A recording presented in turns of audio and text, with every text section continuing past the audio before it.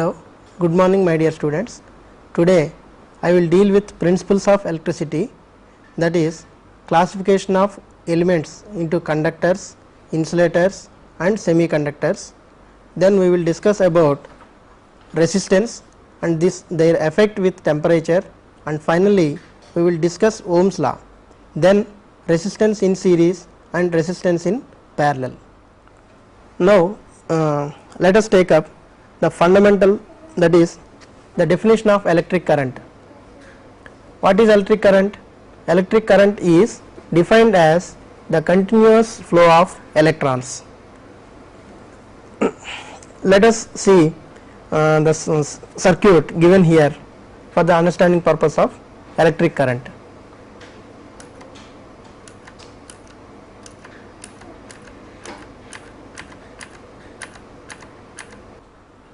But as we all know from our previous knowledge, the flow of electrons is supported by some material which are called conductors and opposed by some other material which are called insulators.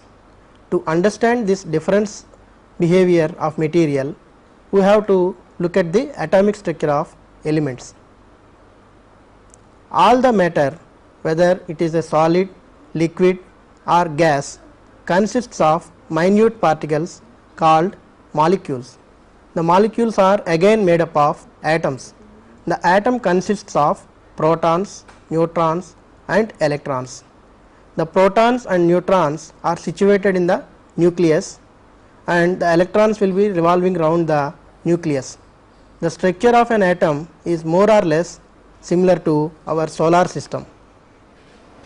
The nucleus is the central core and it consists of neutrons and protons.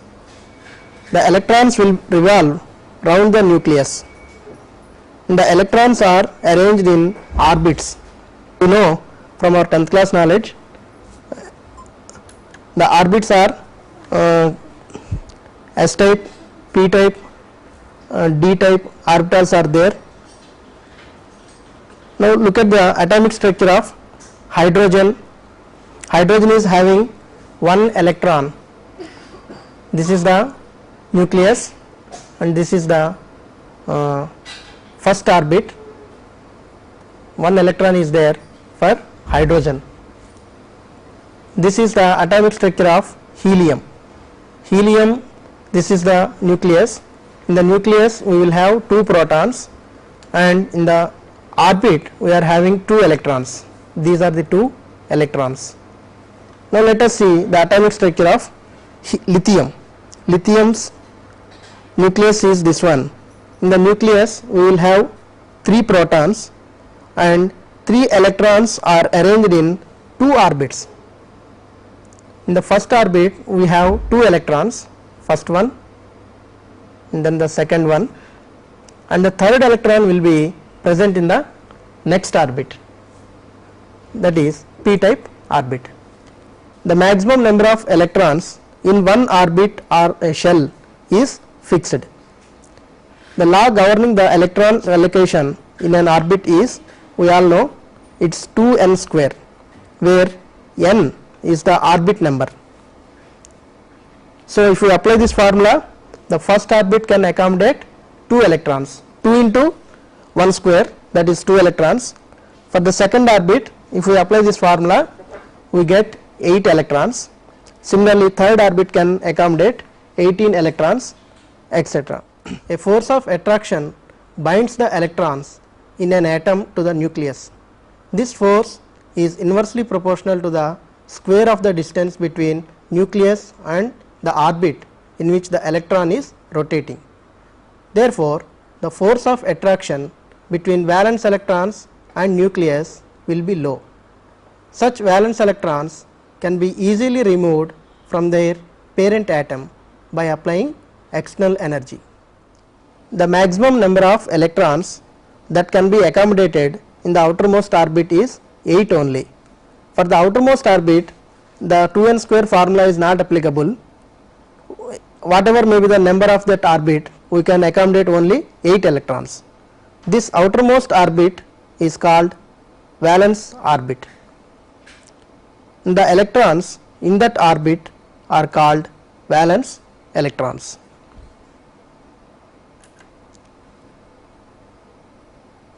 When the valence electrons are 1, 2 or 3, they can be easily detached from their parent nuclei. Such material are defined as conducting material or conductors. What happens if the valence electrons are more than 3? They may be 4, 5 or 6 or even 7. When the valence electrons are exactly 4, such material behave sometimes as conductor and sometimes as insulator. That depends upon the temperature at it is working. So they are classified as semiconductors.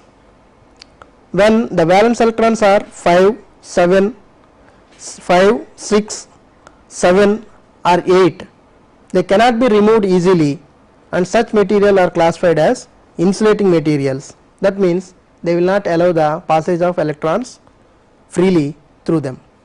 So they are called insulating material or insulators. So after defining the conductors, insulators and semiconductors, now let us see the idea of electric potential and current. All the atoms will be, as we all know, normally in neutral state. That is, number of protons are exactly equal to number of electrons. So an atom will not have any electric charge on it. As we know, protons are having positive charge and electrons are having negative charge, and as the number of protons is equal to number of electrons, the charge will be cancelled out and it will be in neutral state. But due to external force, the atom may gain or lose some electrons to or from their outer orbit. That means by applying some external force, we may lose, the atom may gain, or that means take or lose, it may give some electrons to other orbits. In such state, the number of electrons are not equal to number of protons, and the atom acquire a negative charge or a positive charge. Such atoms are called ions. The atoms are said to be excited in that state. The excited atoms will always try to neutralize their charges, either by losing the extra electrons or by gaining the deficit electrons. Thus, the excited atoms will create an electrical force to move electrons from one place to other in a conducting material. This electric pressure is called electric potential. I hope it is clear. Let us see again the definition. The difference in electrical potential between 2 points in an electric circuit is called electric potential difference or the voltage. The voltage is measured in volts. As long as there is electric potential difference between 2 points, the electrons will move continuously through the electric circuit. As we have seen from the starting, this movement is nothing but electric current, and the current is measured in amperes. Now let us see Ohm's law. Ohm's law states that the temperature remaining constant, the ratio of potential difference applied across the circuit to the current flowing through it is a constant. So potential difference divided by current is equal to constant. V by I is equal to R, provided the temperature is kept constant. This constant is called resistance of the circuit. It is denoted by R, and the units for resistance is ohms. Ohm's law can be put in different forms. V by I is equal to R, or V is equal to I into R. Similarly, I is equal to V by R. These are the different forms of Ohm's law. Now let us see the definition of resistance. Resistance can be defined in two ways. Resistance is defined as the property of a material by which it opposes the flow of electric current through it, or you can define resistance as 1 ohm if it causes a flow of 1 ampere current through the circuit when a voltage of 1 volt is applied across that circuit.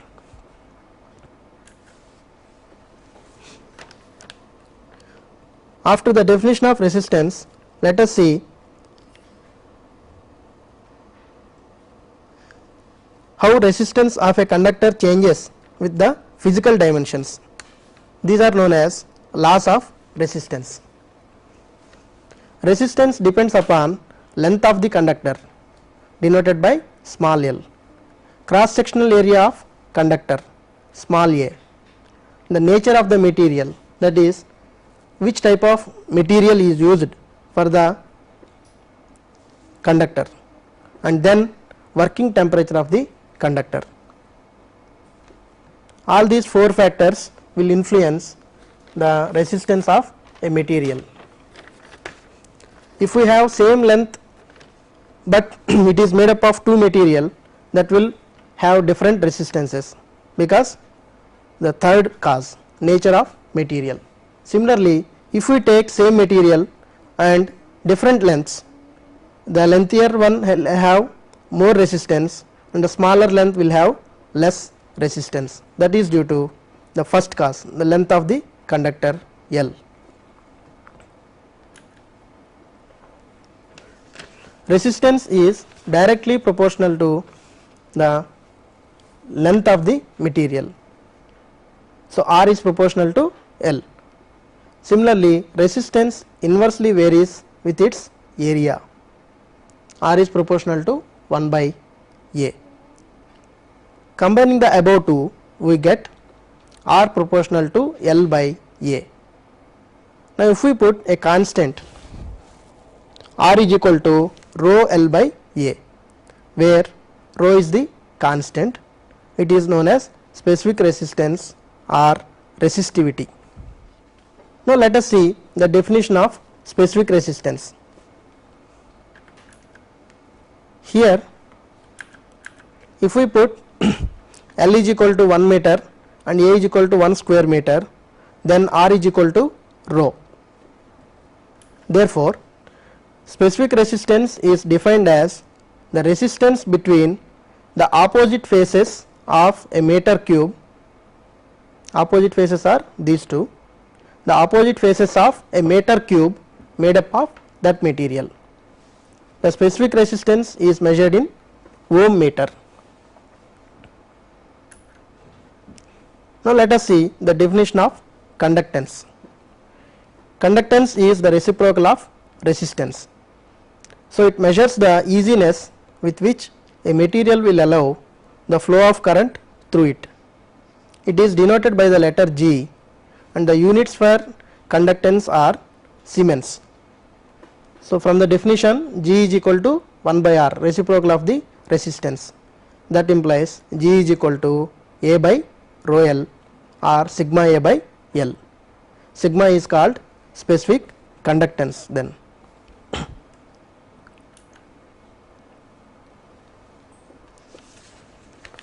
Now after getting the knowledge of resistance and how it varies with its physical dimensions of the material, now let us see the effect of temperature on resistance.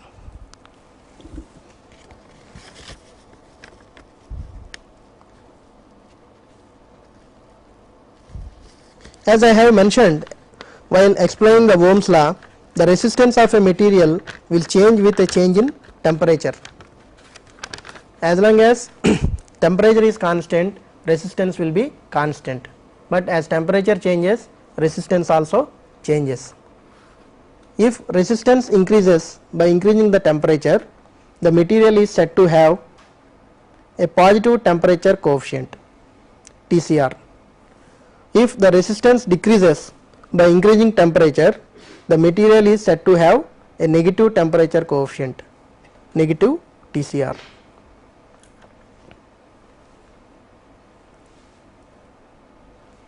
All the metals are having positive temperature coefficient, that is, if we increase the temperature, the resistance of the metal also increases.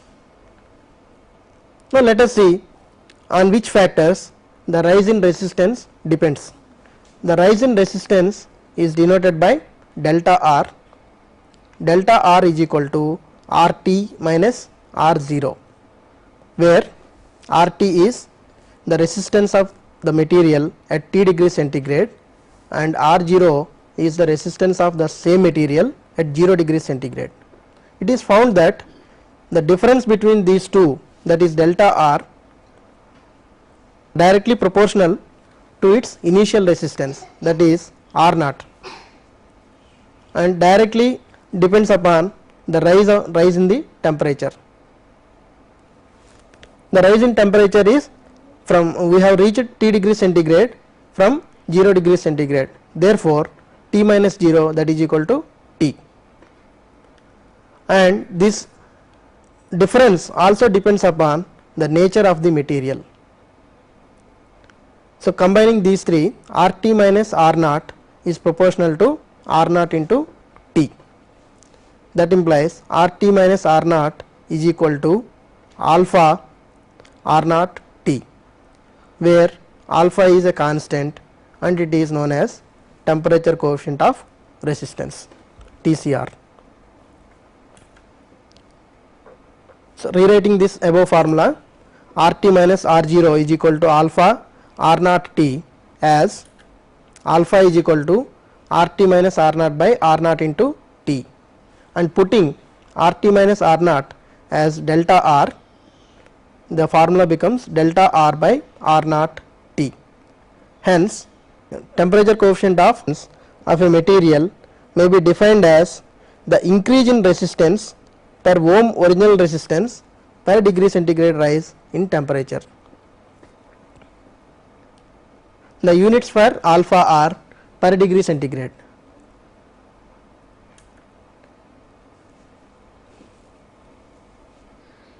So we can calculate the value of RT, that is resistance of that material at T degree centigrade.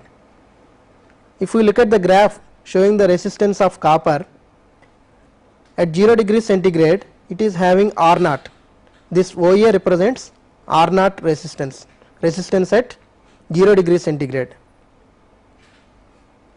Now if we go on increasing the temperature, temperature is shown on x axis, and if we go on increasing the temperature, resistance also increasing. So resistance at 0 degree centigrade is AB, the length of the this y axis is AB at 0 degree centigrade, and it is now increased to CD.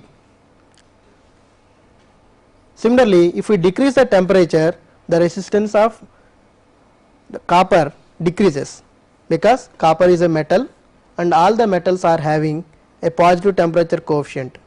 If we increase temperature, resistance also increases. If we decrease the temperature, resistance decreases. So if we go on decreasing the temperature, resistance also falls down. Actually, if we go on decreasing the temperature, resistance should be decreasing and finally it should come to 0, and it will be happening at minus 234.5 degrees centigrade. This is for theoretical purpose only. Practically it is not coming to 0, but at some temperature it will be saturating and the curve will go like this.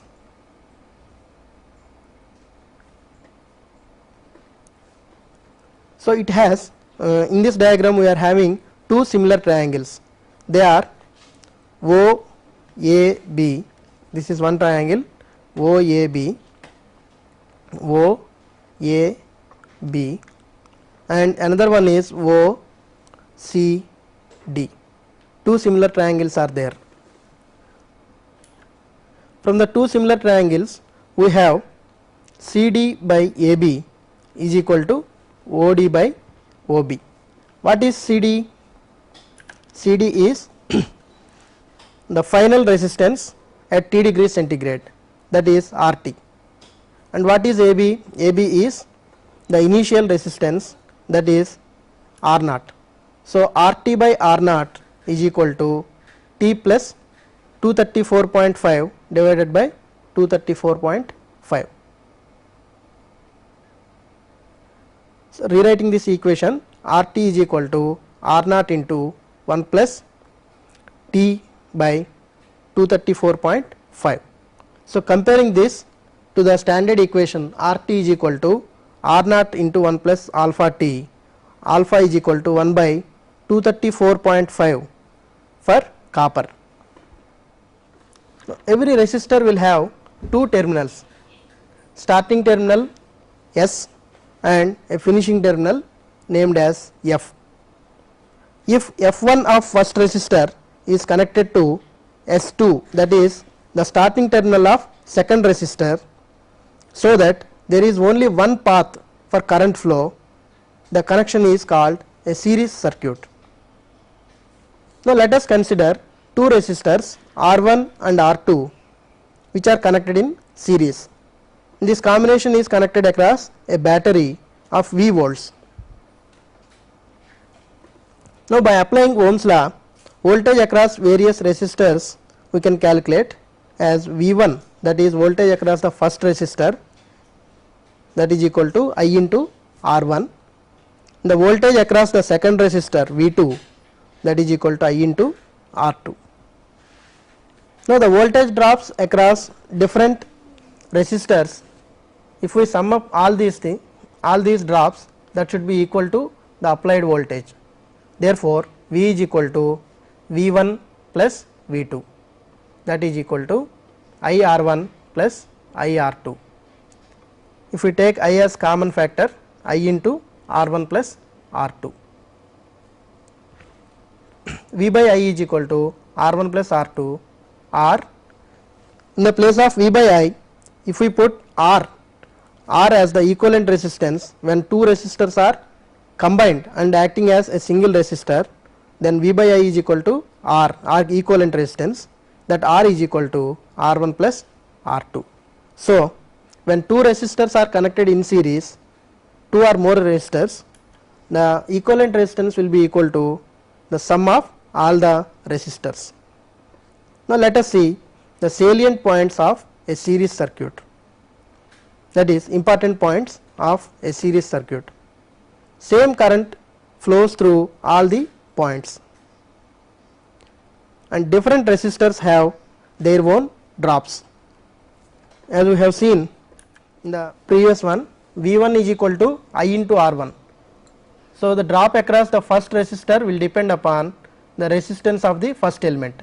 Similarly, the drop across second resistor will depend upon the value of second resistor. So different resistors have their own drops. The voltage drops are additive and their sum is equal to the applied voltage, that is V is equal to V1 plus V2, and resistors are additive, as we have seen from the derived equation, R is equal to R1 plus R2. So resistances are additive and the powers are also additive. The power consumed in first resistor and the power consumed in second resistor, if we add these two, that will give the total power consumed in a series circuit. Now let us see parallel circuit.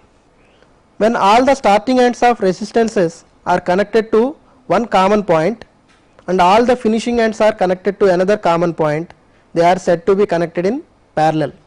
In this type of connection, there are as many paths for current as the number of resistors or branches. Now let us consider two resistors R1 and R2 are connected in parallel, and this combination is put across a battery of V volts. So as I mentioned earlier, this will give rise to two currents because two resistors are connected in parallel, so two currents will be coming. Let I1 is the current in branch R1 and let I2 is the current in branch R2. Now the voltage across each branch is the same because they are connected in parallel, and when two or more resistors are connected in parallel, same voltage will appear across them, and this voltage is equal to the applied voltage V. The current in individual branches can be calculated by applying Ohm's law. The current in first branch is I1. I1 is equal to the voltage acting at that branch is V. So I1 is equal to V by R1, where R1 is the resistance of first resistor. Similarly, I2 is equal to V by R2. Now if we sum up I1 and I2, that will give rise to I amperes, which is to be supplied from the battery. This total current should be supplied by the battery. So I is equal to I1 plus I2, and in place of I1 and I2, if I write V by R1 plus V by R2, and that is equal to V into 1 by R1 plus 1 by R2, that is equal to I by V is equal to 1 by R1 plus 1 by R2, and in place of I by V I am writing 1 by R, where R is the equivalent resistance when two resistors are put parallel. So 1 by R is equal to 1 by R1 plus 1 by R2. Now let us see the important points or features of a parallel circuit. Same voltage acts across all the parts, that is all the branches will have same voltage. Different branches will have their own currents. If a resistor is having less resistance, more current will be allowing it. Similarly, if a high resistance is there, small current will be allowed through it. So different branches will have their own currents. The branch currents are additive and their sum is equal to the total current supplied by the battery. The conductances are additive. What is conductance? Conductance is the reciprocal of resistance. So 1 by R is equal to 1 by R1 plus 1 by R2. Or if we do some mathematical exercise, we can write R as R1 R2 by R1 plus R2. Here also powers are additive, same as in the case of a series circuit. Dear students, in this session we have seen the fundamentals of electricity, we have discussed atomic structure, what is meant by potential difference, current, then I have dealt with Ohm's law, how resistance varies with temperature, and what is the equivalent resistance when resistances are connected in series or in parallel. I thank very much all of you. Further clarification, contact the Additional Secretary, State Board of Technical Education and Training, 7th floor, BRKR Bhavan, Tank Bund Road, Hyderabad 500063. Fax 040 322 0546.